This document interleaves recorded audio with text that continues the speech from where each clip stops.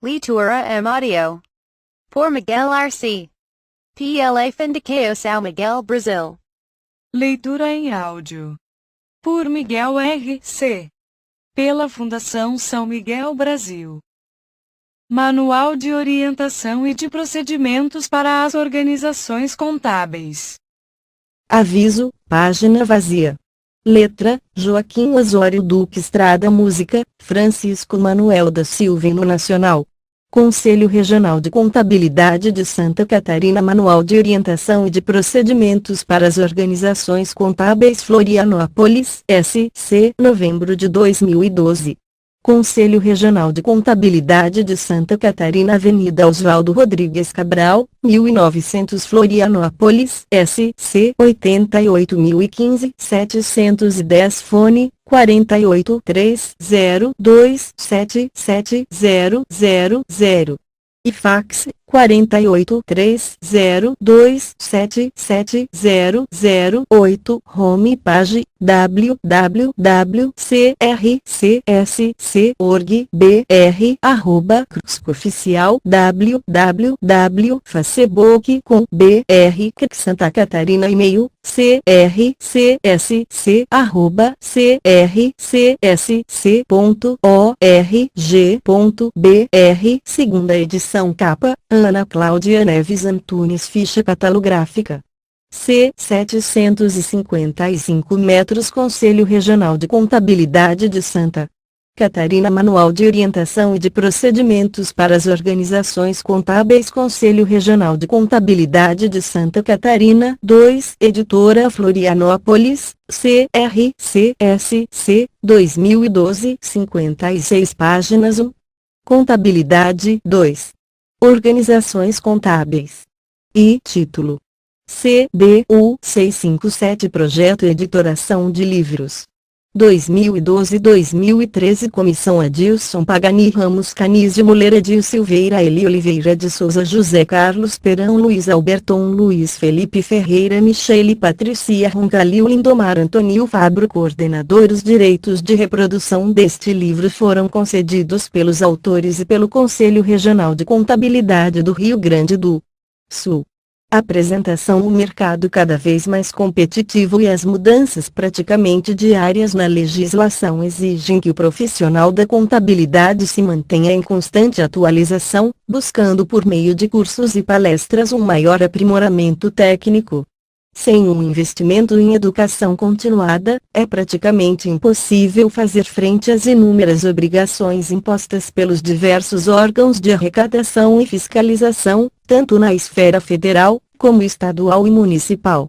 Com a preocupação de municiar os profissionais catarinenses de informações primordiais para a execução de sua atividade, o CRCSC publica este manual, cujo conteúdo foi atualizado pela Comissão de Publicações da entidade, com base no original elaborado pela Comissão de Estudos de Organizações Contábeis do CRC do Rio Grande do Sul. Bastante abrangente e amplo em sua abordagem, este texto com certeza ajudará nossos profissionais a prestar um serviço cada vez melhor, de forma a engrandecer ainda mais a nossa classe.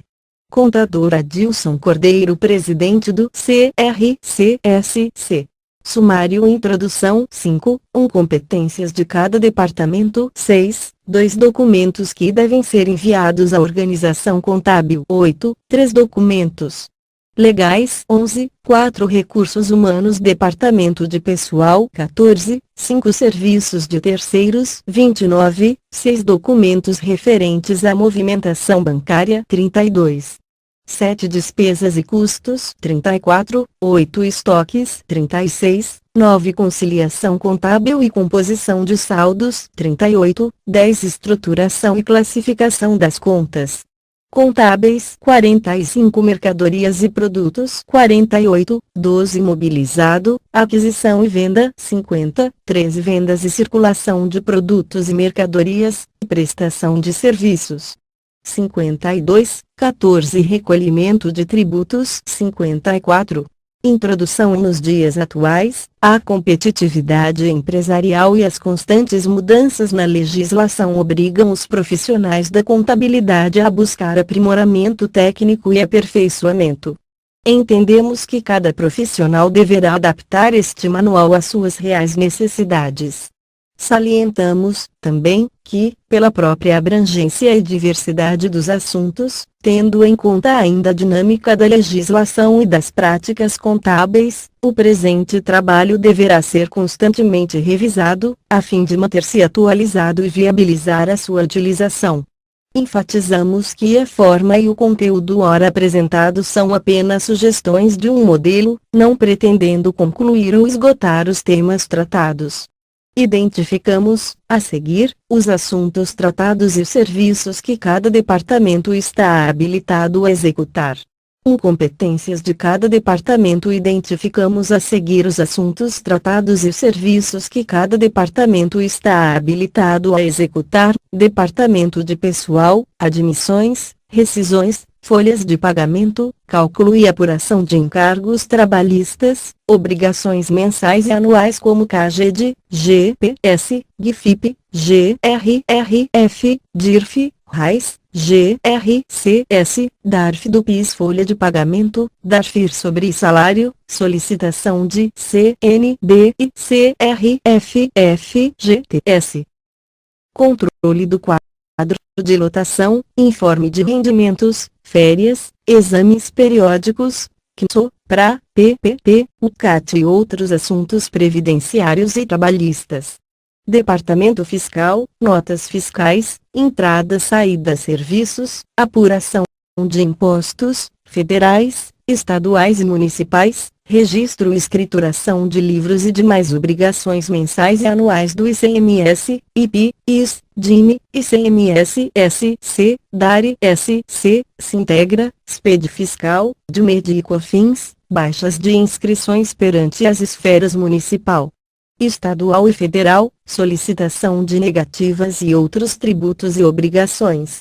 Departamento Contábil, escrituração dos livros diário e razão, elaboração do livro LALUR, elaborações de balancetes de verificação, elaboração de todas as demonstrações contábeis exigidas pelas legislações societária e fiscal, análise das demonstrações contábeis, controle dos bens do ativo permanente, elaboração e entrega da DIPD, CI, DACOM, DCTF, DIMOB, DIRF, SPED Contábil, Societário, constituições, alterações contratuais, elaboração de atas, registro de livros contábeis e fiscais, extinção de empresas, solicitação de certidões, positiva e negativa, cadastros e obtenção de AIDF. Expedição, controle de protocolos de entrada e saída de documentos. Recepção, atendimento ao público pessoalmente ou por telefone. Assessoria, orientação tributária, contábil, fiscal, trabalhista, societária e atendimento aos clientes, conforme previsto no contrato de prestação de serviços. Consultoria, pareceres, trabalhos ou consultas especiais relacionados às áreas tributárias, contábil, fiscal, trabalhista e societária, não abrangidos pelo contrato de prestação de serviços. 2 documentos que devem ser enviados à organização contábil com a finalidade de orientar os profissionais da contabilidade. Elaboramos alguns procedimentos relativos aos documentos fiscais e contábeis, a fim de que possam ser cumpridos os prazos legais e para que os clientes possam ser atendidos com maior rapidez. 2. Departamento Fiscal. 2.1 As notas fiscais, DANF. Documento auxiliar da nota fiscal eletrônica, de compra de mercadorias, matérias-primas, ativo imobilizado, de vendas e prestação de serviços e demais notas fiscais de operações realizadas pela empresa devem estar ordenadas e ser enviadas à organização contábil ou ser retiradas na empresa no início de cada mês ou quinzenalmente, se for o caso, para registro e ou classificação. e posterior contabilização. 2. Os comprovantes originais das taxas e dos impostos pagos deverão ser enviados. 3. Contas de energia elétrica, telefone e água, etc. devem ser entregues juntamente com os demais documentos. 2. Departamento de Pessoal. 2. Documentos para registro de empregados.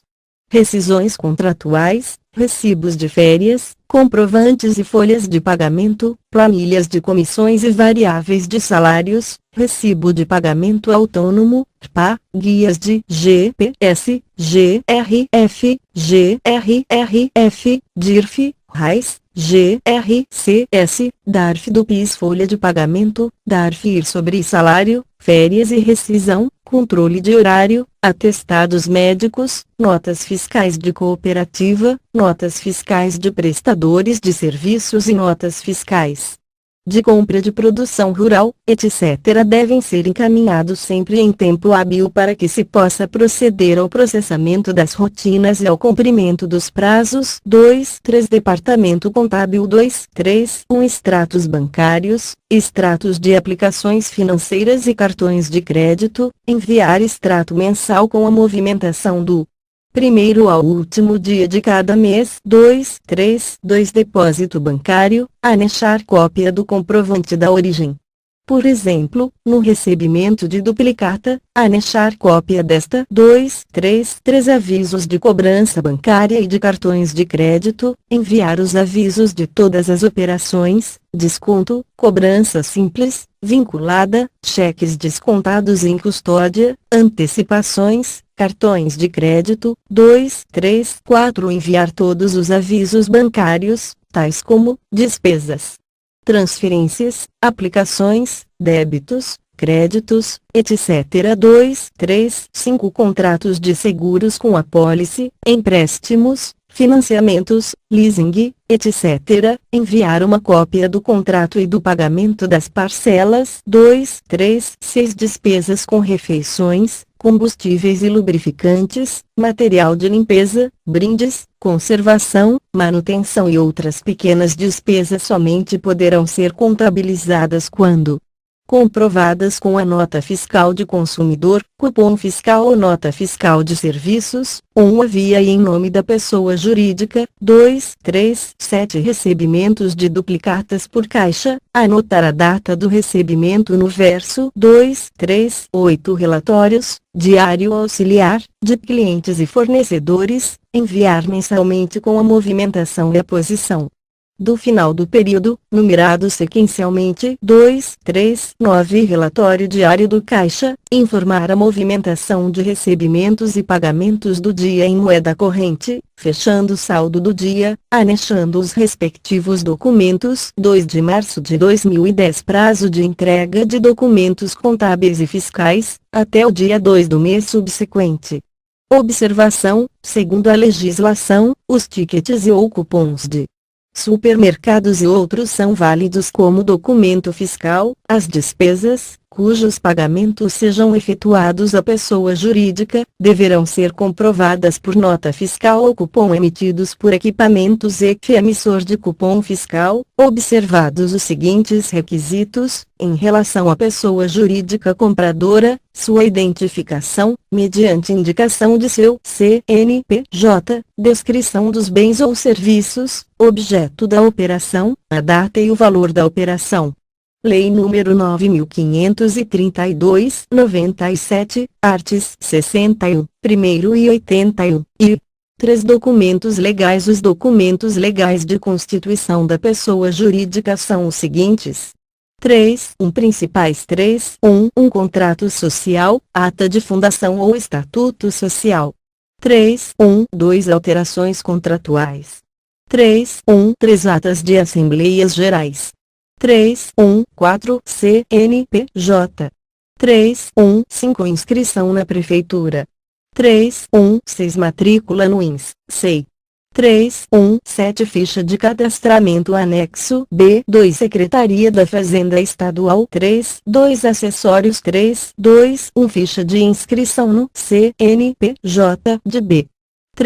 2 fichas de alteração no CNPJ de B. 3 fichas de alteração do ICMS.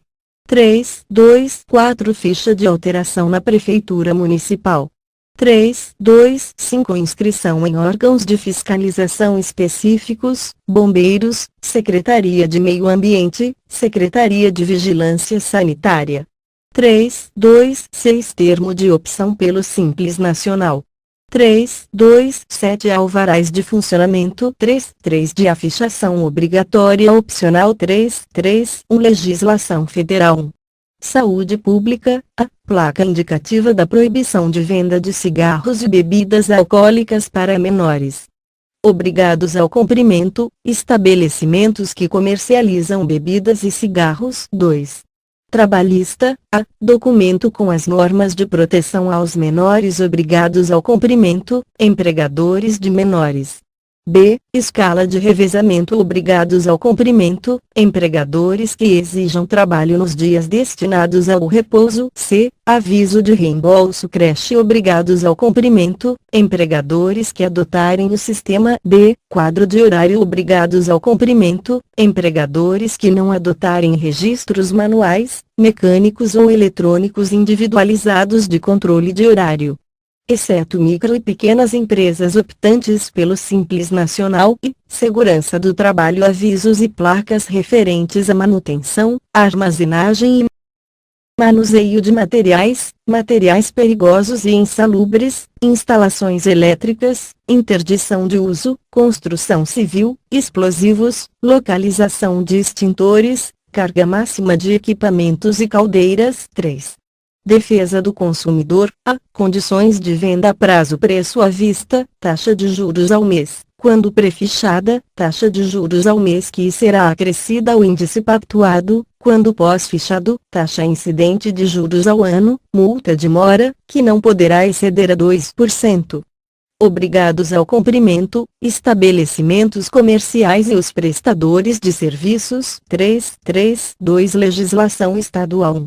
Defesa do consumidor, cartaz com telefones e endereços de órgãos, Polícia Civil, PROCON, obrigados ao cumprimento, estabelecimentos comerciais e de prestação de serviços. 2.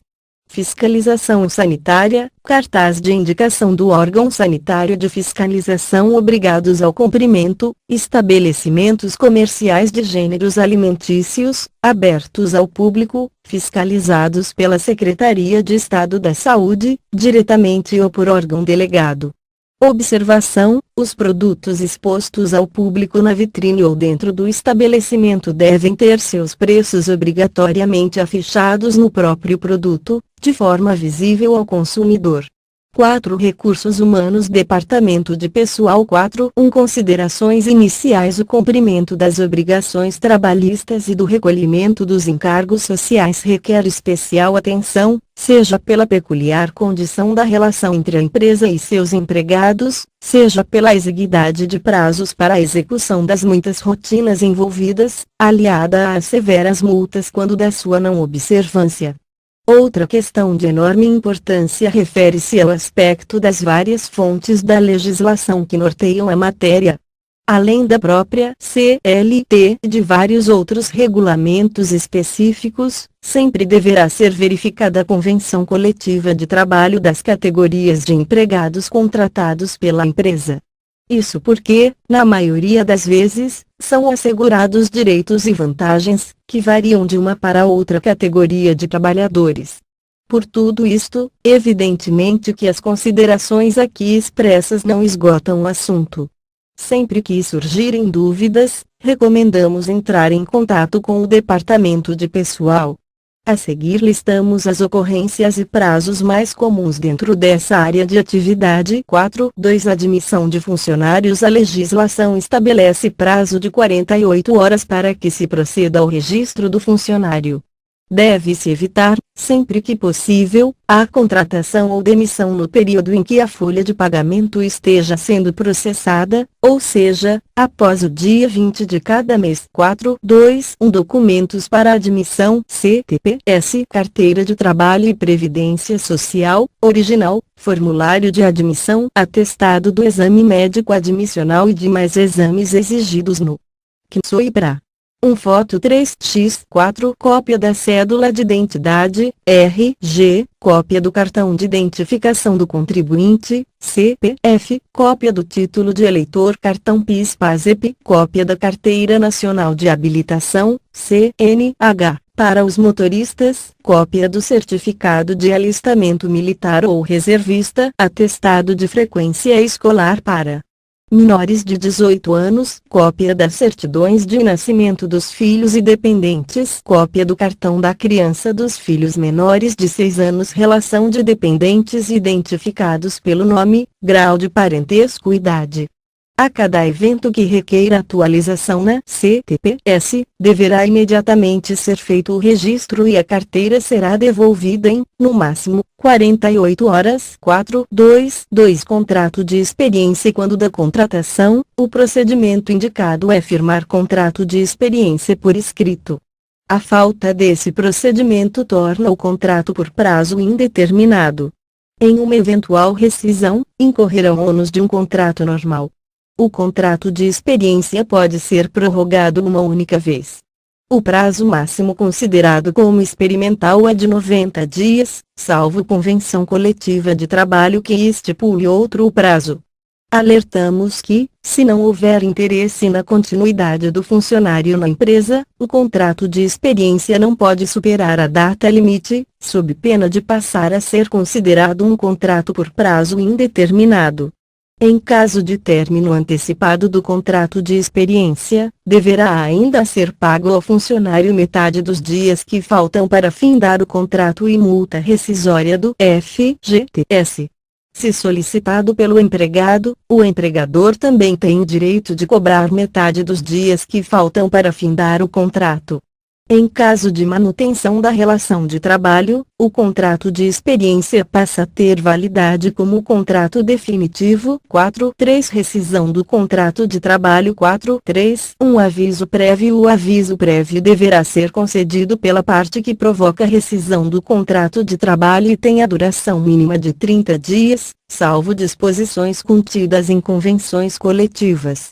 Nesse caso, também cabe ressaltar o disposto na Lei N. 12.506/2011, que regulamentou o aviso prévio proporcional para os trabalhadores que completarem mais de um ano de trabalho na mesma empresa. Ao aviso prévio previsto neste artigo serão acrescidos 3 dias por ano de serviço prestado na mesma empresa, até o máximo de 60 dias, perfazendo um total de até 90 dias. Sugere-se a consulta à nota técnica CGRT-SRT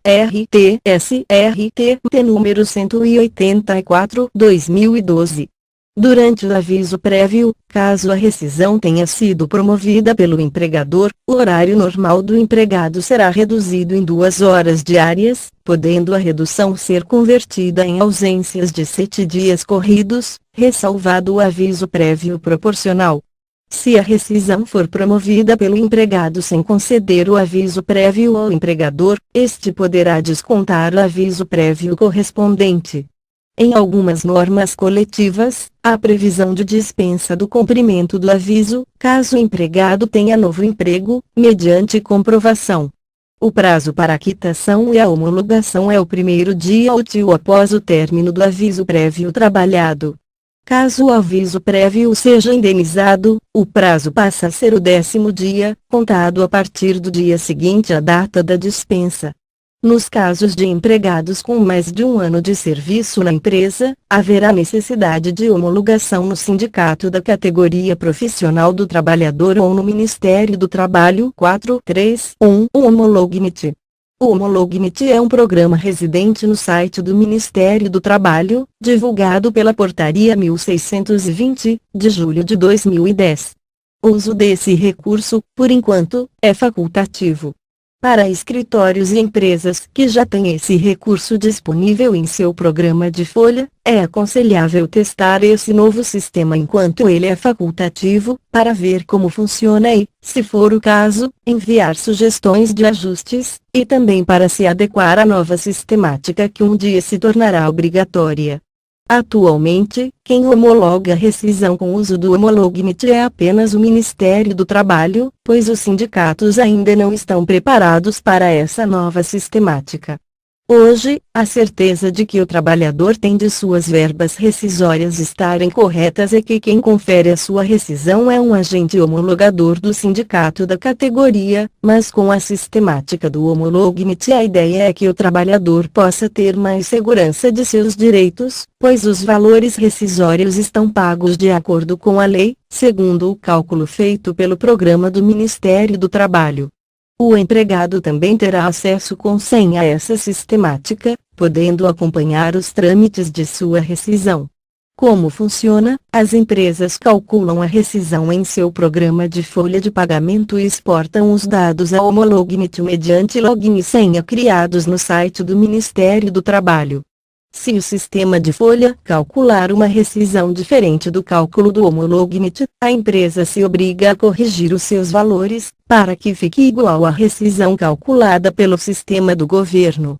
Por isso, é necessário aguardar o cálculo do Homolognet para gerar toda a documentação da rescisão, GRRF, seguro-desemprego, etc.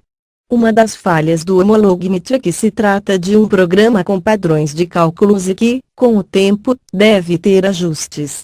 Há vários tipos de convenções coletivas determinando o cálculo das médias, e o sistema ainda não está preparado para todas essas convenções coletivas. Um dos pontos negativos é que o programa é residente na internet. Caso haja problemas de conexão, a empresa fica sem ter como trabalhar nesse sistema. Outro aspecto negativo é que, para acessar o sistema, é necessário criar um usuário e uma senha por CNPJ, independentemente de ser matriz e filiais.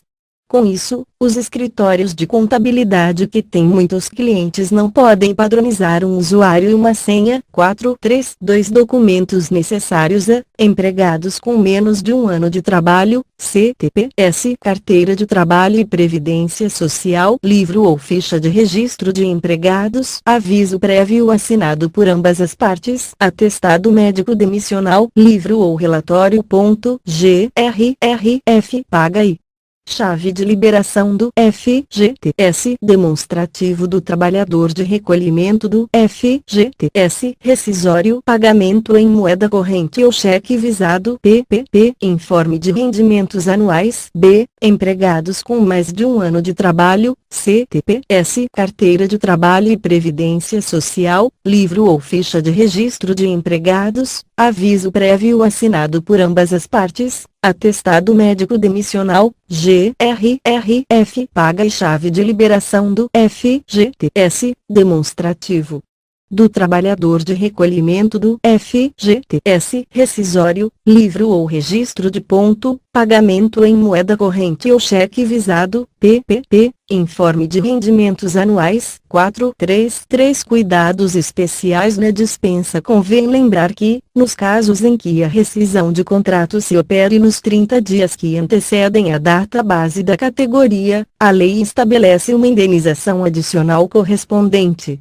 ao valor de um mês do salário do empregado. Da mesma forma, é necessário sempre consultar a convenção coletiva aplicável, tendo em vista direitos especiais que podem ser assegurados, tais como situações especiais de estabilidade, funcionário em fase de alistamento, com determinada idade, tempo de serviço ou acidente de trabalho, gestantes, membros da CIPA, em período de aposentadoria, etc. 4 férias. 1 Férias normais e coletivas. A cada período de 12 meses, o trabalhador tem direito ao gozo de 30 dias de férias, sem prejuízo de sua remuneração. A Constituição de 1988 assegura, além do salário normal, o pagamento adicional de 1/3, a título de férias. Além disso, o empregado pode, ainda, converter 1/3 de suas férias em abono pecuniário. 442 Concessão. A época da concessão das férias é a de melhor conveniência para o empregador. Contudo, se vencidos 2 períodos de aquisição, o empregado faz jus ao recebimento do primeiro período em dobro. O empregado estudante, com menos de 18 anos, terá direito a férias coincidentes com as férias escolares. 3 férias coletivas poderão ser concedidas férias coletivas a todos os empregados, a um setor ou a um estabelecimento específico da empresa. Neste caso, deverá ser feita comunicação com no mínimo 15 dias de antecedência ao Ministério do Trabalho e aos sindicatos que representem os empregados, além da fixação de avisos nos locais de trabalho. 4.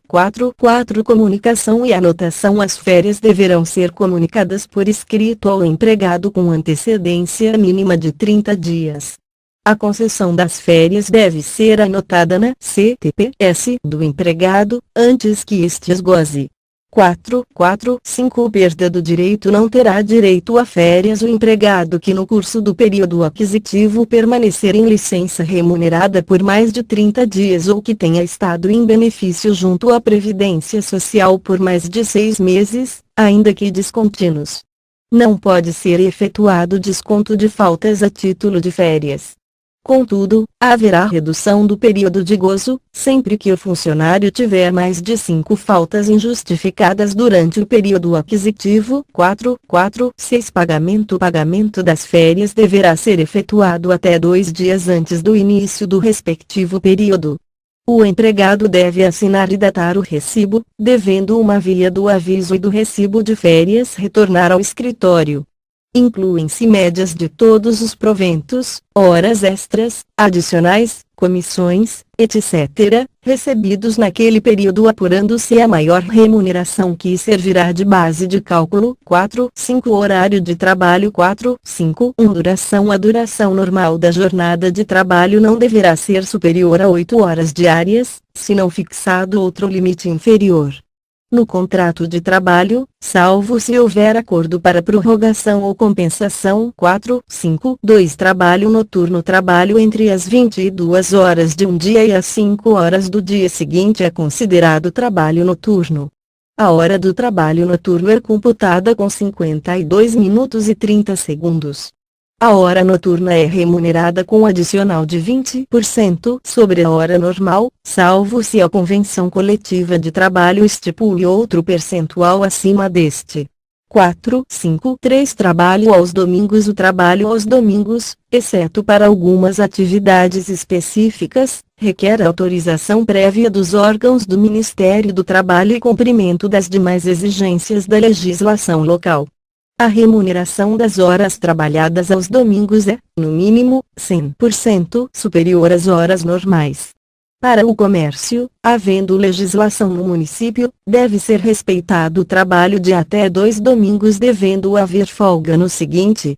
Os empregados em atividades essenciais como farmácia, hospitais, gêneros alimentícios, etc., poderão trabalhar aos domingos, independentemente de autorização municipal, mas deverá ser respeitado o trabalho de 2 domingos seguindo-se uma folga de domingo. 4 horas extras. A jornada de trabalho poderá ser aumentada em até 2 horas por dia, mediante acordo escrito, individual ou coletivo. Neste caso, a remuneração mínima das horas extras é 50% superior à da hora normal. Contudo, muitas convenções coletivas têm fixado este percentual em patamares superiores. 5. Controle de ponto. As empresas com mais de 10 empregados deverão manter controle de frequência por livro ou registro de ponto que demonstre a hora de entrada e de saída dos funcionários. Deverá ainda conter pré-assinalado o horário de almoço e portar a assinatura do empregado. Lembramos que há convenções coletivas que exigem anotação do ponto para qualquer número de empregados, o que, aliás, é um procedimento recomendável. Para que a folha seja confeccionada em tempo hábil, é aconselhável encerrar o ponto no dia 25 de cada mês e enviar para o escritório confeccionar a folha de pagamento. 6. Intervalo para repouso e alimentação. Sempre que a jornada de trabalho for superior a 6 horas contínuas, deverá ser concedido um intervalo mínimo de 1 hora para repouso e alimentação. Esse intervalo não é computado na duração do trabalho e não deverá ser superior a 2 horas, exceto se houver acordo escrito que traga previsão dessa possibilidade. Nas jornadas superiores a 4 horas e inferiores a 6, deverá ser observado intervalo mínimo de 15 minutos. Há, ainda, situações especiais de intervalo, como no caso dos digitadores e de atividades consideradas insalubres ou perigosas. 4, 5, 7 Intervalo entre jornadas. O intervalo entre as jornadas de trabalho não pode ser inferior a 11 horas. 4, 5, 8 Trabalho da mulher, do menor e de categorias diferenciadas. Embora a Constituição Federal estabeleça que homens e mulheres são iguais em direitos e deveres, pela própria diferença natural existente, a legislação estabelece intervalos peculiares ao trabalho da mulher, como o período para amamentação, ou, quando a empregada trabalha em domingos, por exemplo, esta tem direito a um domingo de folga a cada 15 dias. Da mesma forma, o trabalhador menor, sobretudo o estudante, tem direitos especiais assegurados, tanto pela CLT quanto por acordos e convenções coletivas. Igualmente, as chamadas categorias diferenciadas, telefonistas, ascensoristas, etc., contam com intervalos e jornadas específicas, até pelas condições próprias de determinadas atividades e tarefas. 4, 5, 9 Contrato de trabalho do menor aprendiz. Contrato de aprendizagem é o contrato de trabalho especial, ajustado por escrito e por prazo determinado, em que o empregador se compromete a assegurar ao maior de 14 anos e menor de 16 anos, inscrito em programa de aprendizagem, formação técnico-profissional metódica, compatível com o seu desenvolvimento físico, moral e psicológico, e o aprendiz, a executar com zelo e diligência as tarefas necessárias a essa formação.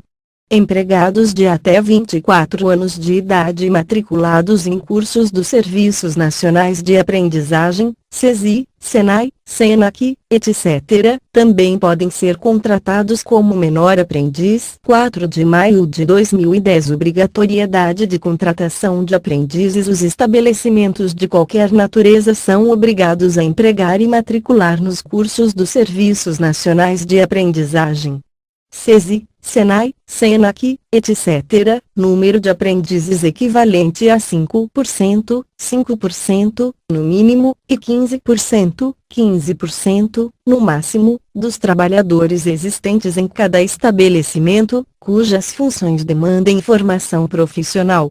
As frações de unidade, no cálculo da percentagem, darão lugar à admissão de um aprendiz. Entende-se por estabelecimento todo o complexo de bens organizado para o exercício de atividade econômica ou social do empregador, que se submeta ao regime da CLT. 4 de maio de 2011 Portadores de necessidades especiais. As empresas com mais de 100 funcionários devem contratar portadores de necessidades especiais em seus quadros. 4, 6 Remuneração. 4, 6 Pagamento dos salários. A periodicidade do pagamento de salários não pode ser superior a um mês, devendo ser efetuado até o 5º dia útil do mês subsequente ao vencido. 4, 6 2 Adiantamento salarial. Algumas convenções coletivas e os próprios usos e costumes do mercado determinam a concessão de adiantamento salarial, cuja data varia de empresa para empresa e de acordo com a data em que é efetuado o pagamento mencionado no item 4.6.1, 4.6.3. Itens que integram os salários além do valor fixo estipulado, deverão ser considerados, para efeito de remuneração, também as comissões, percentagens, gratificações, diárias para viagens quando excedentes a 50% do salário do empregado e abonos. Os adicionais legais, por horas extraordinárias, adicional noturno, adicional de periculosidade, adicional de insalubridade, adicional de transferência de local de serviço e adicional para atividades penosas. 4.6.4 Garantias. A lei estabelece a impossibilidade de redução salarial Da mesma forma, não pode haver desigualdade de salários entre dois funcionários que realizem trabalho com igual produtividade e perfeição técnica, na mesma localidade, com diferença de tempo de serviço na mesma função, inferior a 2 anos. É o chamado paradigma 465 Vale Transporte. O benefício do Vale Transporte consiste na antecipação e em parte do custeio das despesas realizadas pelos empregados para o deslocamento ao local de trabalho. É devido aos trabalhadores em geral. É custeado pelo empregador na parcela que excede 6% do salário do empregado. Sua aquisição deve ser comprovada por recibo emitido pelas empresas autorizadas a vendê-lo. 466 Outras vantagens e benefícios se, por liberalidade ditada pela política de RH da empresa ou, ainda, por determinação de acordo individual ou acordo ou convenção coletiva, forem concedidos benefícios in natura, estes não podem ser suprimidos, exceto pelo surgimento de fato novo que justifique a supressão. Os exemplos mais usuais de benefícios e vantagens adicionais são: vale-refeição, cesta básica, assistência médica. Inicialmente cumpre observar que o fornecimento de refeições seja por meio de refeitório, vale-alimentação, vale-refeição ou cesta, é considerado de natureza salarial para todos os efeitos legais. Não obstante, quando o fornecimento é realizado por meio do PAT, Lei 6.321/76, e desde que a empresa esteja devidamente inscrita naquele programa, a parcela paga não constitui natureza salarial, não se incorporando à remuneração para qualquer efeito, não constituindo base de incidência de contribuição previdenciária ou FGTS, bem como não se configurando como rendimento tributável do trabalhador. Importante ressaltar que a participação do trabalhador é limitada a 20% do custo direto da refeição. 4.7 13º salário. 4.7 Normas gerais. A todo trabalhador é assegurado o pagamento de uma gratificação até o dia 20 de dezembro de cada ano. Trata-se do 13º salário. O 13º salário que é devido à razão de 1/12 da remuneração do mês de dezembro, por mês de serviço, do ano correspondente. Para este efeito, são consideradas como mês completo as frações iguais ou superiores a 15 dias. 4.7.2 Antecipado por ocasião da concessão de férias. A primeira parcela do 13º salário poderá ser paga por ocasião da concessão das férias, sempre que o empregado assim solicitar até 31 de janeiro do ano a que se refere. Existem algumas convenções coletivas que prevêem o pagamento da antecipação do 13º salário juntamente com as férias gozadas a partir do segundo semestre do ano. 4.7.3 Prazo para pagamento. Se a primeira parcela não for paga juntamente com a remuneração das férias, deverá ser quitada até o dia 30 de novembro do ano correspondente. O saldo, ou seja, a segunda parcela deverá ser paga até o dia 20 de dezembro do respectivo ano. 4.8 Obrigações legais em geral. 4.8 Livros que devem permanecer no local de trabalho. A legislação estabelece para verificação e eventuais anotações dos autos de infração e dos termos de ocorrência, que o livro de inspeção do trabalho deverá ser mantido em cada um dos estabelecimentos que tenham empregados. Igualmente, o livro ou ficha de registro de empregados deverá ser apresentado à fiscalização, sempre que solicitado. 4.8.2 Normas regulamentadoras. Com o fim de criar regulamentos de segurança, higiene e medicina do trabalho, foram instituídas as NR Normas regulamentadoras, que dispõem sobre vários aspectos voltados a diminuir os riscos de insalubridade e periculosidade nos ambientes de trabalho. Dentre os principais aspectos que as NRS abordam, ressaltamos que o Programa de Controle Médico de Saúde Ocupacional para o Programa de Prevenção de Riscos Ambientais, CIPA, Comissão Interna de Prevenção de Acidentes, EPI, Equipamentos de Proteção Individual, PPP, Perfil Profissiográfico Previdenciário, FAT-SAT, Fator Acidente de Trabalho. O que precisa estar em dia? A norma regulamentadora número 7 estabelece a obrigatoriedade da elaboração e implantação, por parte de todos os empregadores e instituições que admitam trabalhadores como empregados, do Programa de Controle Médico de Saúde Operacional PSO. Essa NR estabelece os parâmetros mínimos e diretrizes gerais a serem observados na execução do PSO, podendo ser ampliados mediante negociação coletiva de trabalho. Para o Programa de Prevenção de Riscos Ambientais é um programa estabelecido pela norma regulamentadora número 9, da Secretaria de Segurança e Saúde do Trabalho, do Ministério do Trabalho. Esse programa tem por objetivo definir uma metodologia de ação que garanta a preservação da saúde e integridade dos trabalhadores face aos riscos existentes nos ambientes de trabalho. 483 empresas optantes pelo Simples Nacional. O artigo 51 da Lei Complementar número 123, de 14 de dezembro de 2006. Estabelece que as microempresas e as empresas de pequeno porte são dispensadas da fichação de quadro de trabalho em suas dependências, da anotação das férias dos empregados nos respectivos livros ou fichas de registro, de empregar e matricular seus aprendizes nos cursos dos Serviços Nacionais de Aprendizagem, da posse do livro intitulado Inspeção do Trabalho, de comunicar ao Ministério do Trabalho e Emprego a concessão de férias coletivas.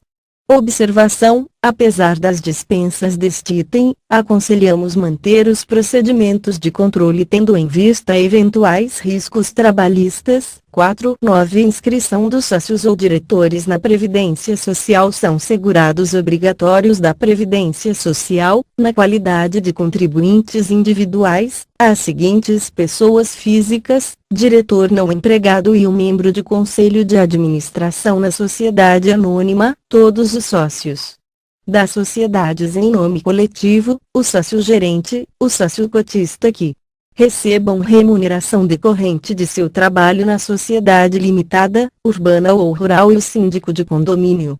O contribuinte individual, a partir de abril de 2003, deverá contribuir obrigatoriamente sobre o valor total da remuneração percebida decorrente do trabalho, pro labore, alíquota de 11%, observado o limite máximo de contribuição. 4.10 Penalidades: as multas por infração à legislação trabalhista e previdenciária poderão variar, dependendo da infração. Consulte sempre sua organização contábil.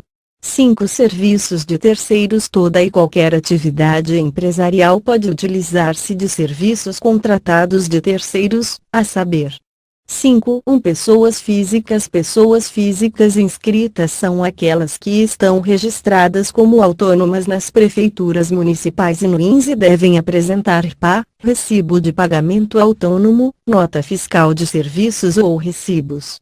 Os cuidados na contratação desses profissionais são os seguintes: exigir e, se preciso, emitir o competente RPA, recibo de pagamento autônomo, descrevendo adequadamente os serviços prestados, todos os dados cadastrais do prestador dos serviços, incluindo RG, CPF, PIS, inscrição no INSS e na prefeitura, endereço completo, pois essas informações serão necessárias no eventual preenchimento da CFP.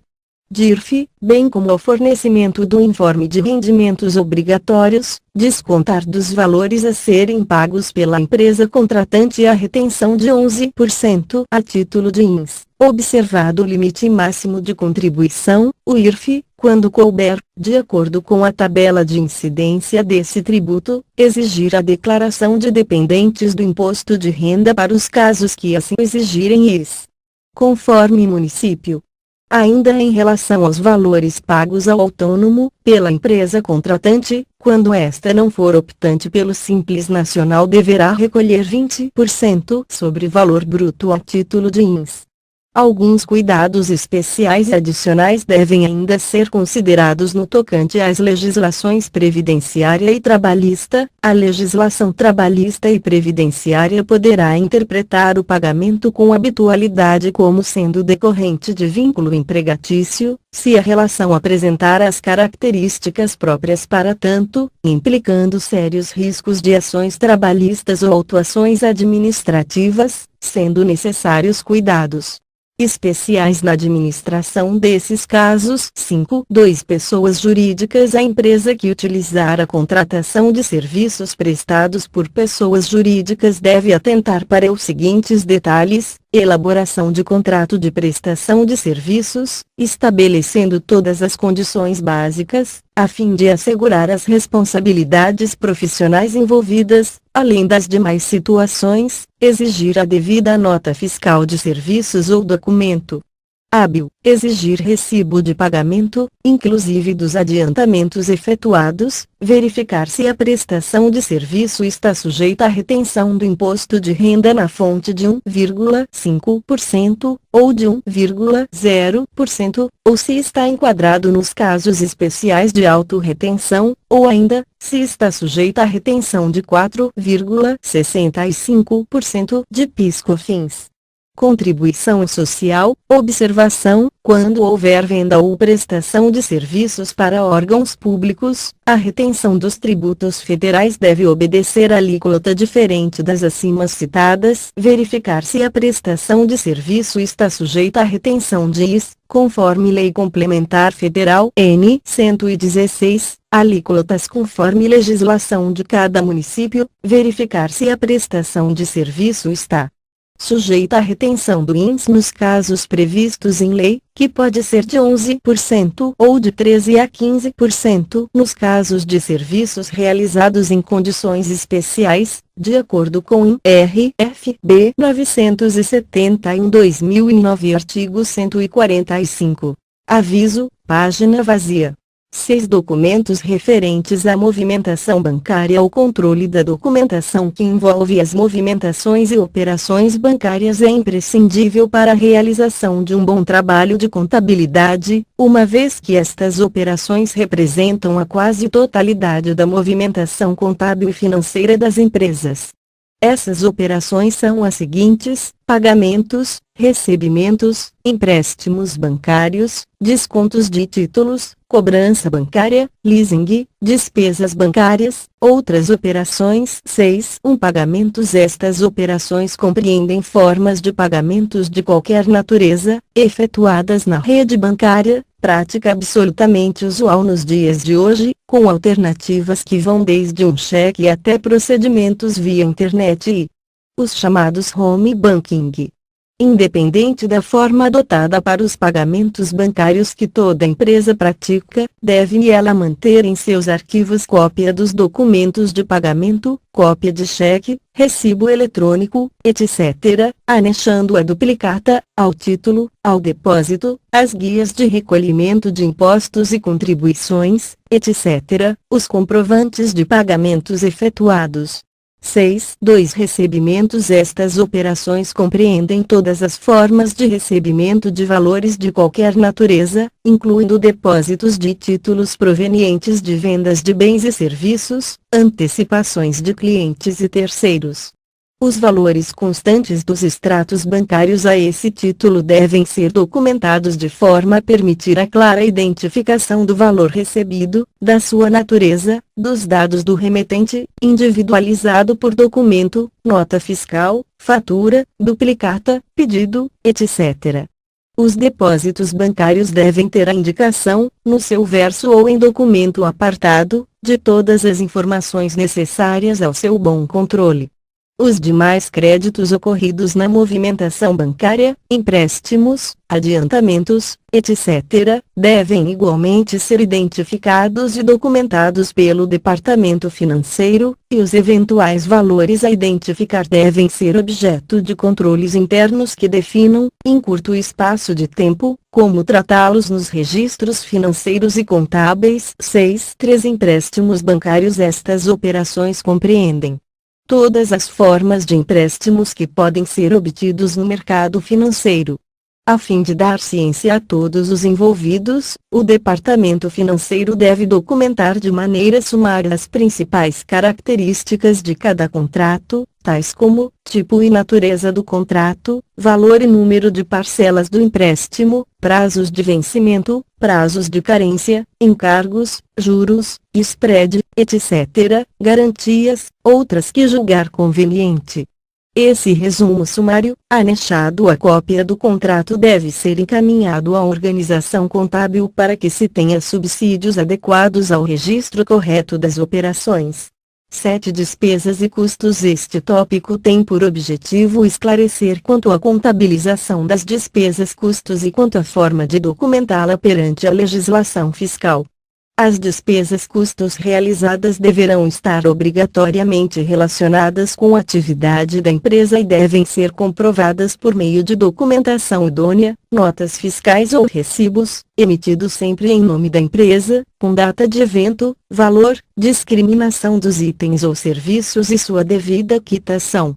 Exemplificando, nunca devemos lançar despesas de manutenção de veículos se a empresa não possui nenhum veículo próprio ou locado. Observar que determinadas despesas custos sofrem retenção pela fonte pagadora de IRFIENSES, devendo ser enviadas em tempo hábil à organização contábil para os respectivos cálculos.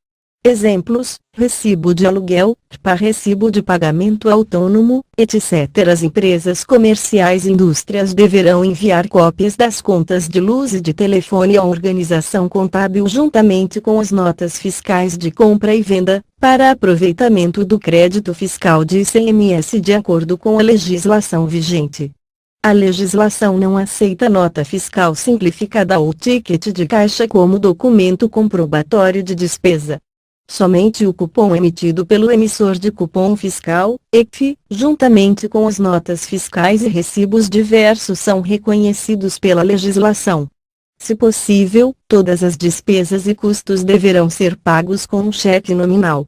Para empresas que mantêm atividade externa na realização de seus negócios ou manutenção em seus clientes, é permitida a elaboração de relatório periódico de despesas, contendo todas as atividades efetuadas naquele período, clientes visitados, distância em km se for no mesmo município ou próximo, táxi, refeições, gorjetas, passagens aéreas quando utilizadas, etc.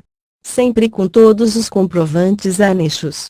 Para despesas e custos de manutenção permanente e periódica ou com vigência por um determinado período, exigir contrato das empresas que a realizam.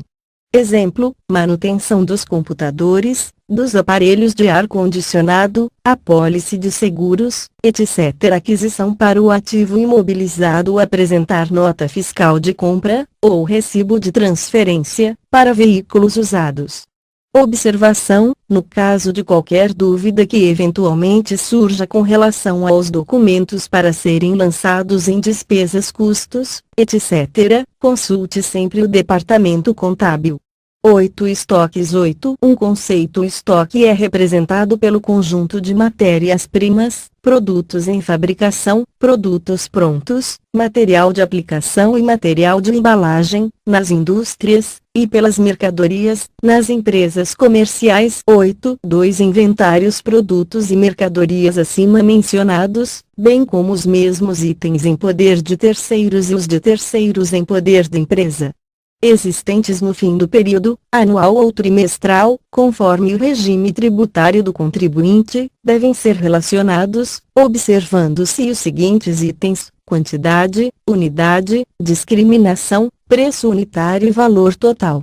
Essa relação servirá para a escrituração do livro de registro de inventário, obrigatório pela legislação federal e estadual e necessário para a apuração do resultado do exercício, lucro ou prejuízo.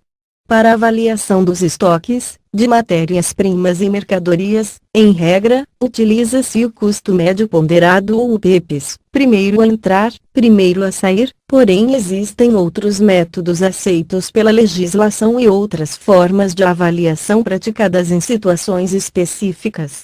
Consulte o Departamento Contábil no caso de dúvida sobre o melhor método. O inventário físico, contagem dos estoques existentes no fim do período, deve coincidir com a apuração escritural, estoque inicial, mais compras no período, menos vendas no mesmo período, igual a estoque final, e as possíveis diferenças devem ser justificadas sob pena de autuação pelo fisco. Alguns percentuais para perdas, quebra de estoque, são aceitos pela legislação, variando em conformidade com o produto ou mercadoria ou em razão de situações especiais. Consulte o Departamento Contábil para mais esclarecimentos. A destruição de produtos ou mercadorias inservíveis, estragados, deteriorados, obsoletos, etc., deve ser comunicada antecipadamente à Receita Federal, e os impostos creditados por ocasião da compra deverão ser estornados. As empresas construtoras que possuam material de construção a ser aplicado nas obras no exercício seguinte, imóveis prontos e ainda não vendidos deverão também relacioná-los no livro de registro de inventário, para fins de registro e apuração de resultado no fim do exercício. Os bens que compõem o imobilizado da empresa, tais como máquinas, móveis, veículos, etc., não precisam ser relacionados no livro de registro de inventário. 9. Conciliação contábil e composição de saldos mensalmente. Cada conta contábil deve ser conciliada e ter a sua composição de saldo. Composição de saldo é, na verdade, um controle interno, em que o profissional da contabilidade ou qualquer outro usuário da contabilidade acessa o que contém discriminadamente em cada conta contábil. Por exemplo, a conta de um fornecedor tem o saldo de R$ 100.000, a contabilidade tem o saldo total. Pela composição de saldo desta conta sabemos que são as seguintes faturas: FAT 1010, data de emissão 10/10/X1, vencimento 10/02/X2 R$ 35.000, FAT 1311, data de emissão 30/12/X1, vencimento 30/03/X2. R$ 65.000, as faturas totalizam R$ 100.000, conforme saldo contábil. A composição de saldo pode ser relatório emitido pela própria contabilidade ou por outro setor, desde que o saldo seja o mesmo ou demonstradas as diferenças. A contabilidade deve ter o controle absoluto dos valores nela registrados, sem nenhuma exceção. A contabilidade necessariamente deve manter o controle dos registros, até mesmo para não duplicar lançamentos, receitas, despesas ou apurar impostos incorretamente. Caso contrário, a empresa pagará impostos a maior ou sofrerá autuações fiscais. A conta caixa deverá estar em conformidade com os boletins de caixa.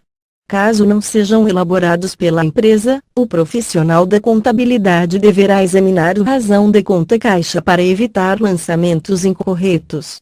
As contas bancárias e de aplicações financeiras devem estar de acordo com os extratos bancários e ou conciliações dos bancos. A conta de duplicatas a receber deve estar conciliada com o relatório de contas a receber.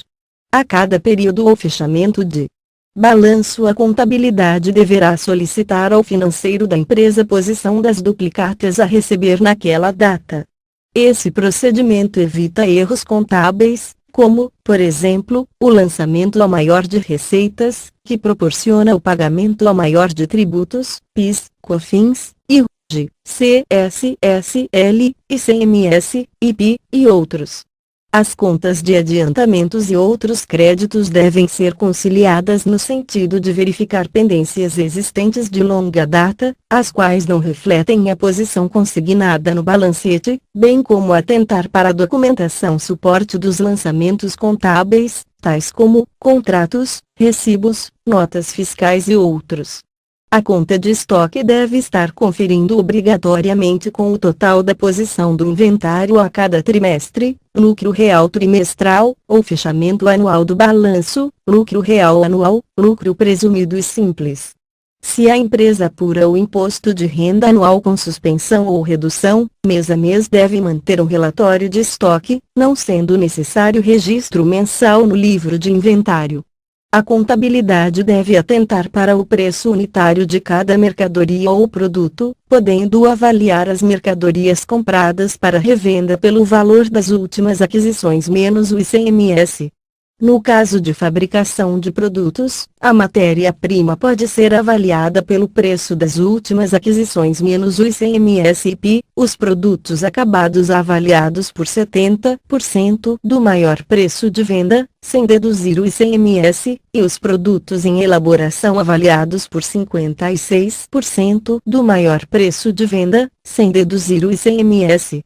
A conta de despesas antecipadas deve estar conciliada com as planilhas de rateio e com os documentos. Nas contas do realizável a longo prazo, a contabilidade deve verificar se os lançamentos estão suportados por documentos hábeis e se não há lançamentos incorretos. Exemplo, se o pagamento do contrato de mútuo está suportado por recibo, contrato, etc. Os investimentos em controladas ou coligadas, desde que participe com 20% ou mais do capital votante, estão avaliados pelo método de equivalência patrimonial. Solicitar balanço a essas empresas para efetuar os lançamentos contábeis, lembrando que sobre o resultado positivo da equivalência patrimonial não incide tributação, IRG, CSSL, PIS, COFINS, e, no caso de resultado negativo, são indedutíveis para fins de IRG e CSSL. As contas do imobilizado e diferido devem estar de acordo com os controles patrimoniais da empresa. Caso não existam, a contabilidade deverá manter planilha comprovando as despesas de depreciação e amortização contabilizadas, bem como, mediante visualização do razão contábil, verificar se estão corretos os lançamentos de aquisição de imobilizado e se nas vendas foram baixadas as depreciações e o custo contábil dos bens vendidos. As contas de fornecedores devem estar conciliadas com o relatório das contas a pagar ou o setor financeiro deve realizar uma composição de saldos de cada fornecedor, com o objetivo de confrontar com a contabilidade. O profissional da contabilidade poderá utilizar conta contábil distinta para os fornecedores mais representativos, objetivando o controle contábil dessas contas. Os tributos a pagar em dia devem conferir com o pagamento do mês seguinte. Os tributos a pagar em atraso devem ser relacionados em planilhas à parte para a contabilização dos juros e multas e posterior conferência com os saldos contábeis.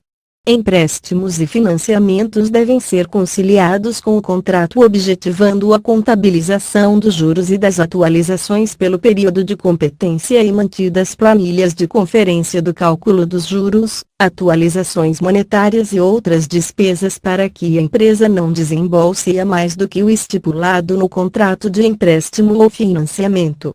Contas a pagar em dia devem estar conferindo com S, pagamento, S, no, S, mês, S, seguinte, S, ou manter planilha com composição de saldos. Provisão de férias e 13º salário devem estar de acordo com o relatório analítico por funcionário, fornecido pelo setor de pessoal. As contas do exigível a longo prazo devem ser verificadas com relação aos documentos suportes de movimentação no ano, a classificação superior a 12 meses após encerramento do balanço e planilhas subsidiárias. As contas do patrimônio líquido devem refletir o capital social de acordo com o contrato social e alterações, as realizações das reservas de reavaliação motivadas por vendas e depreciações de bens reavaliados e se as movimentações das demais contas, inclusive lucros prejuízos acumulados, estão corretas. As receitas devem ser conciliadas com o livro de apuração do ICMS, IPI-UIS, para evitar lançamentos a maior ou a menor, com consequências tributárias. Até porque o fiscal tem o direito de exigir tais livros. As despesas devem ser consistentes com relação à documentação, suporte e atividade da empresa. É importante que o contador ou técnico em contabilidade visualize pelo razão contábil se não há distorções nos lançamentos contábeis das despesas ou classificação indevida. Atenção, as contas contábeis devem estar rigorosamente conciliadas, ou seja, os lançamentos constantes na contabilidade deverão estar suportados por documentos e ainda registrados na conta correta, bem como os saldos contábeis confrontados com relatórios de outros setores, contas a receber, a pagar, etc., para refletirem a realidade da empresa. Ocorrem muitos casos, principalmente em empresas que não têm uma auditoria independente, em que os saldos não retratem bem a empresa, há lançamentos em contas erradas ou faltam lançamentos. Por esses motivos, as contas devem estar conciliadas. Principalmente nas contas não conciliadas, a empresa perde dinheiro, pagando tributos a maior, desvios de valores, perda do controle de sua atividade, tanto operacional como financeira. Observa-se que é comum em empresas não existir um confronto, por exemplo, entre o saldo contábil e o relatório de contas a receber do setor financeiro. Com isso, não se detectam erros, como, a contabilidade registra a receita a maior, paga PIS, COFINS, e RUG, CSSL a maior, baixa de uma duplicata no contas a receber, mas não se encontra o lançamento contábil, erro ou indício de desvio. Basta solicitar ao contador ou técnico em contabilidade a composição de saldo da conta. Se não houver, é um grande indício de que a conta não vem sendo conciliada. Sendo apresentada a composição de saldo pelo profissional da contabilidade, basta solicitar ao setor que tem ligação com a conta, exemplo, contas a receber, e pedir um relatório com a composição do saldo na data base do balancete balanço. Confrontando os saldos, há uma segurança com relação à contabilidade ou outro setor. Pode haver divergências entre o relatório contábil e o de contas a receber, porém a contabilidade já investigou as diferenças e as tem apontadas. Isso significa uma contabilidade conciliada, confrontada com relatórios de outros setores. Resumindo, conta contábil conferida com caixa, boletim de caixa, bancos, extrato bancário e conciliações, aplicações financeiras, extrato de aplicação financeira e planilhas duplicatas a receber, relatório de contas a receber, créditos a receber, contratos e planilhas, impostos a recuperar, livro de apuração ICMS e PI, DACOM, PIS e COFINS. DIPG, CSLL e BCTF, PERDICOMP e respectivas planilhas de acompanhamento da utilização do crédito, adiantamentos, relatório do financeiro ou do RH, estoque livre de inventário de estoque, relatórios mensais do setor de estoque, realizável a longo prazo, contratos e planilhas, investimentos, balanço da empresa coligada ou controlada, imobilizado, sistema do ativo imobilizado, planilhas dos bens e controles de depreciação, fornecedores, relatório do setor, contas a pagar e conciliações, empréstimos a pagar, contratos e planilhas de apropriação de encargos, tributos a recolher, composição de saldos, recolhimento no mês subsequente, BCTF, DACOM e DIPG. Salários a pagar, folha de pagamento, provisão de férias e 13º salário respectivos, relatórios fornecidos pelo RH, passivo a descoberto em caso do patrimônio líquido negativo, mantém-se o saldo no passivo, conta passivo a descoberto, outras contas a pagar, relatórios, planilhas, composição de saldo ou de pagamento subsequente, exigível a longo prazo, contratos e planilhas de apropriação de encargos, patrimônio líquido, capital social e reservas, receitas, livros fiscais do ICMS, PIS ou IS, despesas, custos, lançamentos com base em documentos hábeis, livros de entrada de mercadoria, etc. A contabilidade deve estar sempre conferida, conciliada, com os relatórios e as posições dos demais setores da empresa. Por exemplo, a conta de clientes deve estar conciliada com o relatório do contas a receber, a conta de fornecedores com o relatório do contas a pagar, e assim por diante. Esses relatórios devem ser enviados à contabilidade ao final de cada mês para fins de conciliação. O profissional da contabilidade, por sua vez, deve ter ciência dos saldos existentes no balancete ou no balanço patrimonial. Como vimos, a certeza de que os saldos contábeis estão corretos está na empresa e, quanto mais houver o confronto dos relatórios de cada setor com a contabilidade, maior será a precisão das informações contidas no balanço patrimonial da empresa.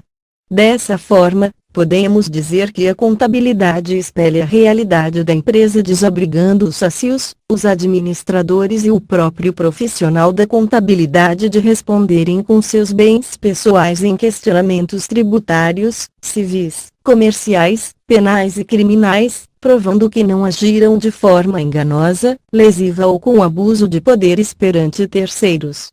Balanço patrimonial, demonstrativo do resultado do exercício, DRE, demonstrativo dos lucros e prejuízos acumulados, DUPA, demonstração das mutações do patrimônio líquido, BMPL, demonstrativo dos fluxos de caixa, BFC. Demonstrativo do valor adicionado, DVA, e notas explicativas, verificar obrigatoriedade pelo porte da empresa, são instrumentos contábeis que indicam, em um determinado momento, a situação financeira, econômica e patrimonial de uma entidade, cujas contas são classificadas em ativo, passivo e patrimônio líquido. 10. Estruturação e classificação das contas contábeis de acordo com a Lei nº 6.404/1976, artigo 178 e com alterações implementadas pelas leis N. 11.638/2007, N. 11.941/2009, que regulamentam as sociedades por ações, S.A., as contas do ativo devem ser alocadas em ordem decrescente do grau de liquidez, enquanto as contas do passivo devem ser alocadas de acordo com o prazo das exigibilidades. Nova classificação do balanço patrimonial: ativo passivo, patrimônio líquido, ativo circulante, ativo não circulante, realizável a longo prazo, investimento imobilizado intangível, passivo circulante, passivo não circulante, patrimônio líquido, capital social, gastos com emissão de ações, reservas de capital, opções outorgadas, reconhecidas, reservas de lucros. Ações em tesouraria, ajustes de avaliação patrimonial, ajustes acumulados de conversão, prejuízos acumulados. O plano de contas a ser adotado pela empresa deve respeitar os critérios básicos de classificação dos ativos, passivos, patrimônio líquido, receitas, custos e despesas, em obediência às normas brasileiras de contabilidade, aliado às demais exigências legais. Ressalvamos que algumas entidades, por atuarem em setores que possuem um controle governamental, devem prestar contas da contabilidade utilizando um plano de contas específico, como é o caso da Agência Nacional da Saúde Suplementar, ANS, 10.1 Escrituração Contábil Digital ou Instrução Normativa, RFB 787, de 19 de novembro de 2007, instituiu a escrituração contábil digital, ECD, para fins fiscais e previdenciários, que deverá ser transmitida, pelas contas jurídicas e ela obrigadas, ao Sistema Público de Escrituração Digital, SPED, instituído pelo Decreto nº 6.022, de 22 de janeiro de 2007, e será considerada válida após a confirmação de recebimento do arquivo que contém e após a autenticação pelos órgãos de registro. Com o módulo SPED contábil, a escrituração contábil das empresas será enviada em formato digital ao Ambiente Nacional SPED, em que os diversos órgãos de controle e as várias instâncias do fisco terão acesso devidamente controlado. O arquivo digital contendo a escrituração contábil está assinado digitalmente em conformidade com as regras do ICP Brasil e, sendo assim, esse arquivo tem validade para todos os fins, nos termos da MP 2200-DAC 2, de 24 de agosto de 2001. O programa SPED Contábil é uma ferramenta homologada que permite o manuseio padronizado de arquivo contábil construído de acordo com as regras definidas para o layout a ser utilizado pelo SPED. Poderá ser utilizado tanto pelo profissional da contabilidade quanto pelo representante legal da empresa no momento da geração do arquivo.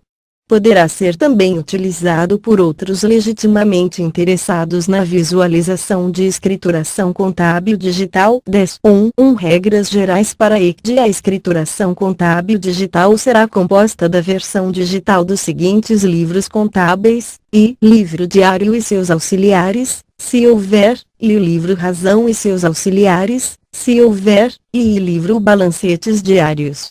Balanços e fichas de lançamento comprobatórios dos assentamentos neles transcritos. Esses livros contábeis emitidos em forma eletrônica deverão ser assinados digitalmente, utilizando-se de certificado de segurança mínima tipo A3, emitidos por entidades credenciadas pela IPC Brasil, a fim de garantir a auditoria do documento digital. 10.1.2 Pessoas jurídicas obrigadas a ECD, em relação aos fatos contábeis ocorridos a partir de 1º de janeiro de 2008, as pessoas jurídicas sujeitas a acompanhamento econômico tributário diferenciado, nos termos da Portaria RFB número 11.211, de 7 de novembro de 2007, e sujeitas à tributação do imposto de renda com base no lucro real, em relação aos fatos contábeis ocorridos a partir do 1º de janeiro de 2009, as demais pessoas jurídicas sujeitas à tributação do imposto de renda com base no lucro real. 11 Compras, transferências e beneficiamentos de mercadorias e produtos. As compras de matérias-primas, mercadorias e materiais secundários irão gerar para as empresas créditos tributários passíveis de compensação, de acordo com o tipo e ramo de atividade. A empresa enquadrada no Simples Nacional não pode utilizar crédito oriundo de compra de matérias-primas, mercadorias e materiais secundários conforme legislação vigente. As compras deverão ser necessariamente lastreadas por notas fiscais contendo as informações previstas na legislação, tais como tipo da operação, dados do adquirente, condições de pagamento, descrição dos produtos e destaques dos impostos incidentes, não se podendo esquecer de anotar no canhoto da nota fiscal a data de recebimento da mercadoria e carimbo da empresa. Opcional. É vedada a utilização de alguns cupons fiscais, tickets emitidos por caixas registradoras e notas fiscais simplificadas. 11.1 Escrituração dos livros fiscais. As notas fiscais de compras deverão ser escrituradas em livros próprios. Para tanto, faz-se necessário o envio periódico da primeira via à organização contábil, sob protocolo especial para esse fim, conforme o acordado no contrato de prestação de serviços. 11.2 Controle financeiro das compras por determinação legal. E para atender aos aspectos gerenciais, as compras deverão ser controladas separadamente à vista e a prazo. As compras à vista deverão ser acompanhadas da cópia do cheque utilizado para o pagamento, se pagas por este meio ou com uma anotação da utilização de dinheiro no referido pagamento. Precisam também vir acompanhadas da respectiva duplicata quitada, recibo de pagamento ou utilização de um carimbo próprio que esclareça quanto à sua quitação.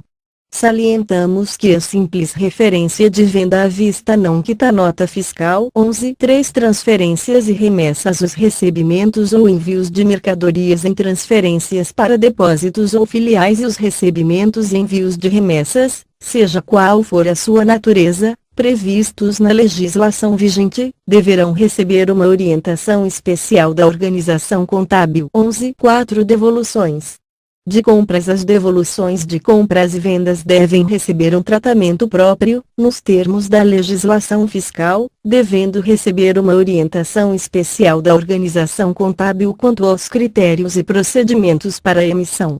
12 Imobilizado. Aquisição e venda. 12 Um conceito imobilizado é o conjunto de bens e direitos que a empresa necessita para funcionar. Exemplos de bens: imóveis, terrenos, edifícios e construções, máquinas, computadores, móveis, instalações e ferramentas. Exemplos de direitos: marcas, patentes e direito de uso. 12.2 Aquisição. Na compra de bens e direitos, exija o comprovante da aquisição, nota fiscal, recibo, escritura, etc. O original ou uma cópia deverá ser enviada à organização contábil para registro fiscal e contábil. Se tiver qualquer dúvida sobre o documento, consulte o Departamento Contábil.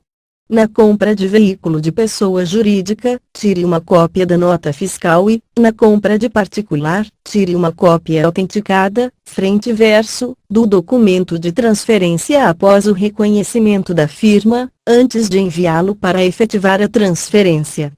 Na aquisição de bens pelo valor residual ao término do arrendamento, leasing, exija também a nota fiscal correspondente. Não esqueça que a nota fiscal é comprovante de venda, não é comprovante de pagamento. Exija do vendedor o correspondente recibo ou duplicata quitada, para sua segurança.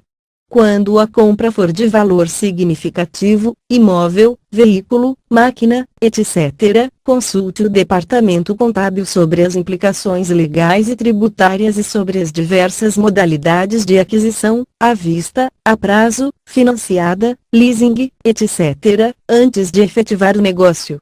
Antes de iniciar a construção, reforma e benfeitorias de imóveis, consulte a organização contábil, pois, além de diversas exigências burocráticas, a incidência de tributos e contribuições, INS, FGTS, IS, etc. 12.3 Venda. Na venda de bens ou direitos, pode ocorrer lucro ou prejuízo. Antes de concretizar uma venda, consulte a organização contábil sobre o valor do bem a ser vendido, pois ele pode ter sofrido alterações em razão de atualizações e depreciações. Se houver lucro, haverá tributação em conformidade com o regime tributário escolhido pelo contribuinte. Na venda de veículo, emita nota fiscal ou, se estiver desobrigado, tire cópia do documento de transferência após assiná-lo e reconhecer a firma, antes de entregá-lo ao comprador. Toda venda deverá estar amparada por documentação própria, tais como contrato ou escritura para bens imóveis, nota fiscal ou recibo para bens móveis e direitos, além de outros específicos para determinadas operações. No caso de bens sinistrados, cuja indenização for paga por companhia de seguro, enviar original ou cópia do comprovante do valor recebido para sua organização contábil. É recomendado o arquivo em separado dos comprovantes de compras para o ativo imobilizado. 13 Vendas e circulação de produtos e mercadorias, prestação de serviços. As vendas de produtos, mercadorias e serviços irão gerar para as empresas obrigação de pagamento de vários impostos, tais como IP, ICMS, IS, PIS, COFINS e Simples. Se optante pela modalidade do lucro presumido, as vendas comporão a base de cálculo para a apuração do imposto de renda da pessoa jurídica, e da contribuição social sobre o lucro líquido, CSLL. As notas fiscais deverão ser emitidas em conformidade com a legislação vigente, em modelos próprios, destacando-se principalmente o tipo de operação, os dados do adquirente, as condições de pagamento, os produtos comercializados e os impostos incidentes na referida operação. O cancelamento dos documentos fiscais merece tratamento específico. Consulte o Departamento Fiscal. É obrigatória a guarda da via fixa da nota fiscal em ordem numérica sequencial.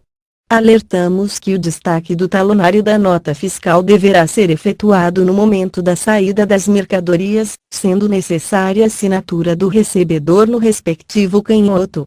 As vendas a prazo deverão ser identificadas quanto à sua forma de recebimento, ou seja, dinheiro, cheques pré-datados, cobrança bancária, cartão de crédito, etc. As vendas a prazo deverão ser identificadas quanto à sua forma de recebimento, ou seja, dinheiro, cheques pré-datados, cobrança bancária, cartão de crédito, etc. É preciso atentar para as empresas obrigadas ou optantes à nota fiscal eletrônica, NFI, as quais deverão manter sistema informatizado para cumprir tal exigência, juntamente com a obtenção de certificado digital para esse fim.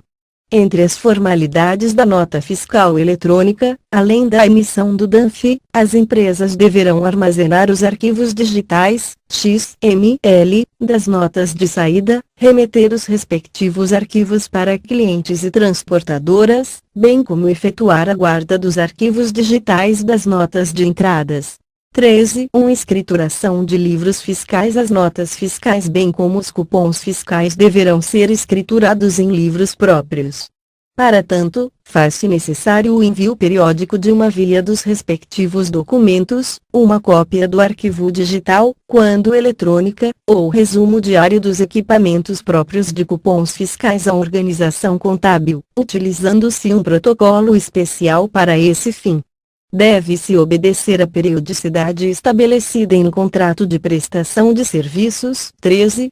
Prestadoras de serviço. Algumas atividades de serviços deverão destacar o imposto de renda, PIS, COFINS, CSLL, ISE ou INS a ser retido na fonte, nos seus documentos de venda de serviços, nos termos de legislações específicas. Consulte o Departamento Fiscal.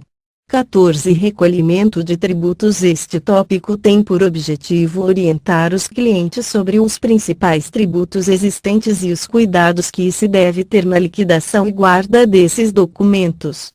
Apresentamos adiante relação dos principais tributos classificados por esfera de governo, tributos federais e de lucro real estimado, CSSL, lucro real estimado e de trimestral, lucro presumido e de lucro real trimestral, CSSL, trimestral, lucro presumido, CSSL, lucro real trimestral, IP mensal, IP decendial, conforme atividade simples nacional, COFINS, faturamento, COFINS não cumulativa, PIS, COFINS.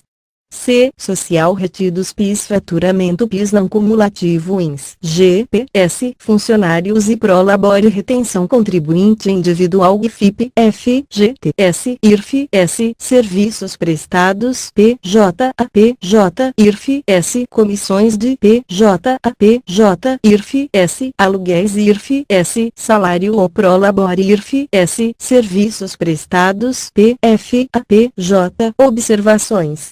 1. Antecipa-se o recolhimento dos tributos federais quando o vencimento ocorre em feriado ou fim de semana, inclusive INS. 2. Referente ao PIS, ao COFINS e contribuição social retidos. Quando subjudice algum dos tributos, o recolhimento será feito em separado, conforme Lei 10.833, 2003. Tributos estaduais, ICMS geral, ICMS substituição tributária, ICMS diferencial de alíquota. Observação: não sendo o vencimento em dia útil, prorroga-se. Tributos municipais e sobre o faturamento IS por profissional habilitado. A seguir relacionamos as obrigações principais e acessórias que devem ser cumpridas pelas pessoas jurídicas. Setor fiscal: livro de entradas de mercadorias, livro de saídas de mercadorias, livro de apuração de ICMS, livro de entradas de PI, indústria, livro de saídas de PI, livro de apuração do IP, livro de impostos sobre serviços. IS, livro registro de inventários, guia mensal para o ICMS, modalidade geral, relatórios mensais de compra e venda, autorização de impressão de documentos fiscais, se integra livro registro, termos e ocorrências, setor de pessoal, folhas de pagamento mensal e quinzenal, admissões de empregados, registro, contrato de trabalho, demissões de empregados, rescisões de contrato, GFIP, guia recolhimento, FGTS, informações à Previdência Social, GPS, guia Previdência Social, CAGED, Cadastro Geral de Empregados e Desempregados, GRR, guia de recolhimento rescisório, multa sobre o FGTS, requerimento seguro-desemprego. Recibos de férias, recibos de 13º salário RAIS, apresentação anual, relatório de atualização de carteiras de trabalho, relatório de atualização do livro registro de empregados, contribuição sindical dos empregados, contribuição confederativa assistencial, contribuição sindical do empregador, preenchimento do relatório salário, contribuição para a Previdência e CAT, comunicado de acidente de trabalho, setor contábil, lançamentos contábeis de toda a documentação enviada, livro diário, livro razão, livro LALUR, livro caixa, para pequeno empresário, artigo 68, LC 123/06, balancetes mensais, balanços trimestrais e anuais, outros relatórios necessários e conciliações, preenchimento de cadastros, guias de Recolhimento mensais da Simples Nacional DARF PIS DARF COFINS.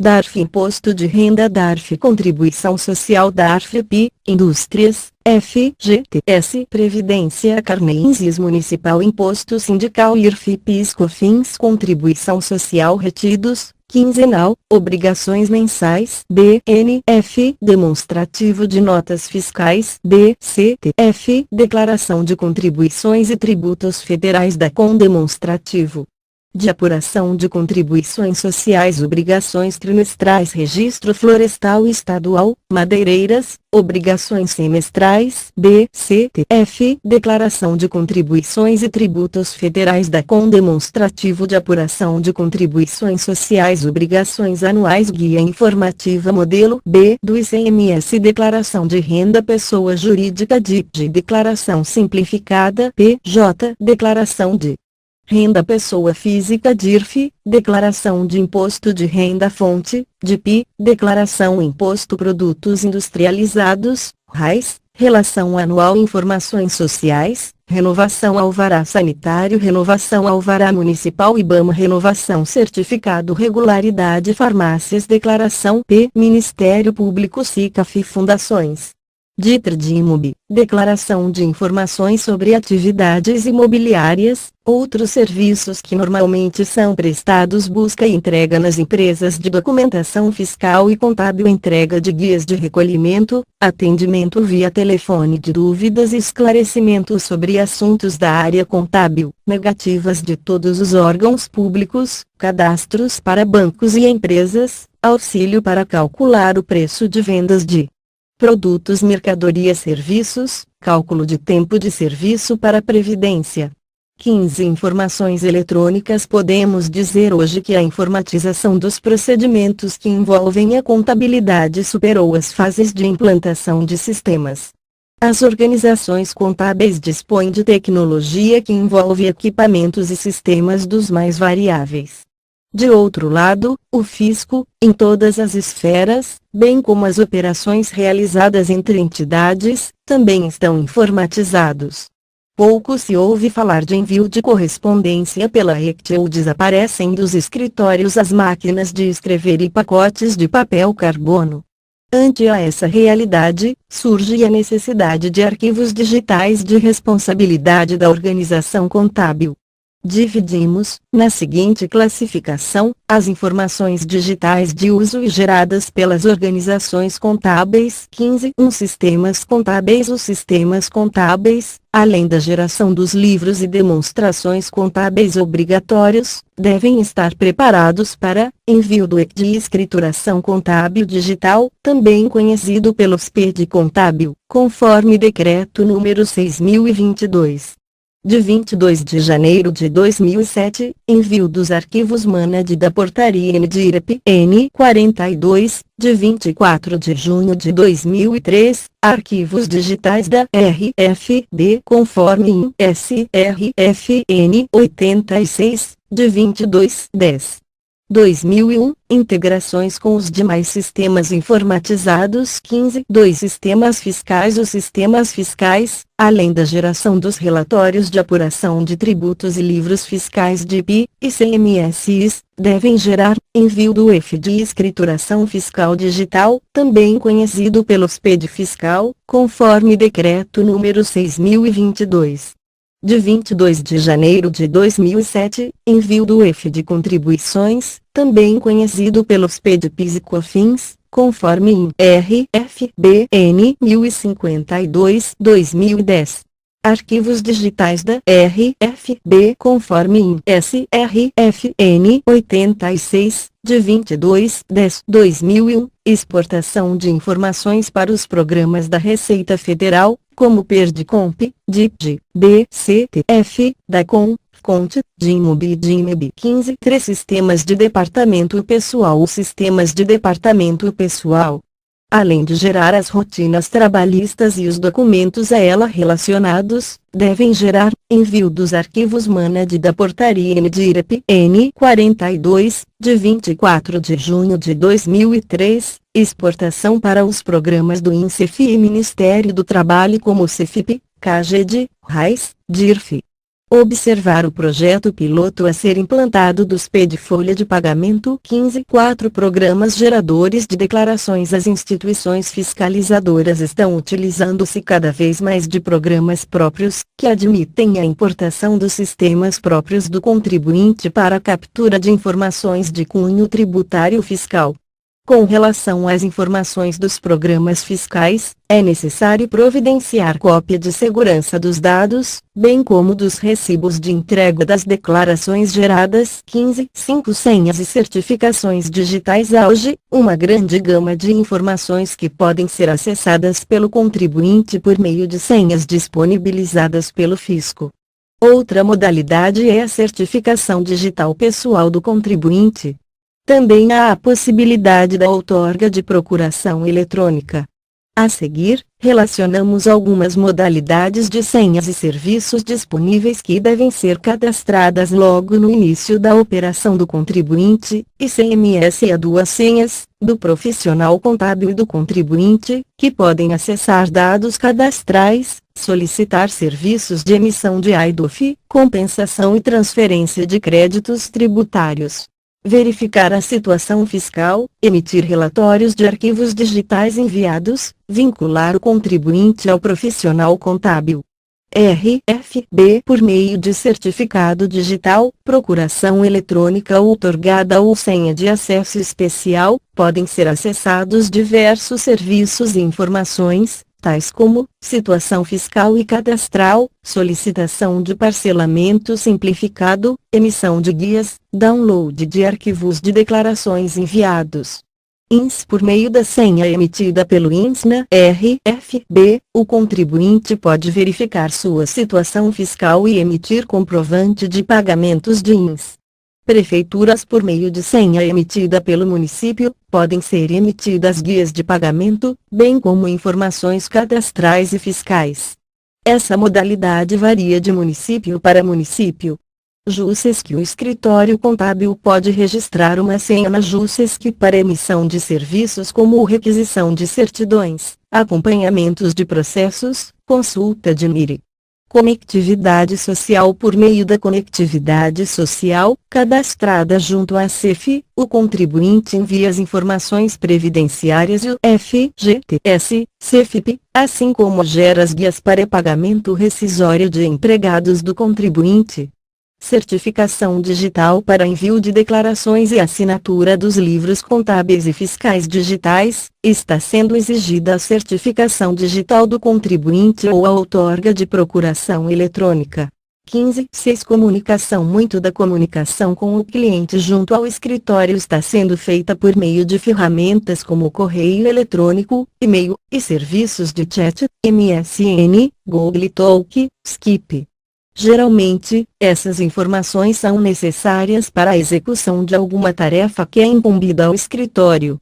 As informações geradas por esses meios transformam-se em papéis de trabalho e devem ser arquivadas pelo escritório como meio de prova, quando solicitada a comprovação. 15. 7 Arquivo e responsabilidade. Da mesma forma que os documentos devem ser arquivados respeitando-se os prazos legais, as informações registradas eletronicamente também devem ser arquivadas.